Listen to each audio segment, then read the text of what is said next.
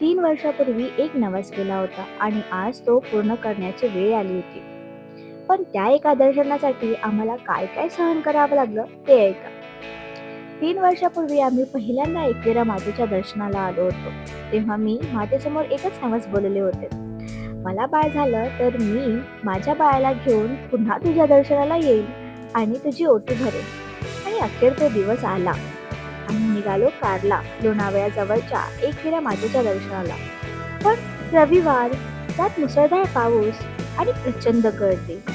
ऑटोवाल्यांची तर अक्षरशः चांदी झाली होती. सगळीकडे कोळी समाजाचा उत्सव, ढोल ताशे, रंगीबेरंगी वेशभूषा, पूर्ण वातावरण भक्तिमय झालं होतं. नशिबाने आम्हाला पार्किंग मिळाली आणि आम्ही चढाई सुरू केली. अर्धा डोंगर चढेपर्यंत 3 वाजले. मग थोडा नाश्ता करून पुन्हा निघालो आणि तेवढ्यात पुन्हा धो पाऊस. पावसातच आम्ही छोट्या ओवीला घेऊन मंदिरात पोहोचलो. तिथे बँड वाजत होते आणि ओवी तर मस्त डान्स करत होती. ओवी आमच्यासोबत असल्यामुळे आम्हाला VIP एंट्री मिळाली आणि मातेचं दर्शनही झालं. फक्त एकच खंत राहिली. इतकी गर्दी होती की मातेकडे मन भरून पाहताच आलं नाही. चला चला म्हणत पुढं सरकवलं.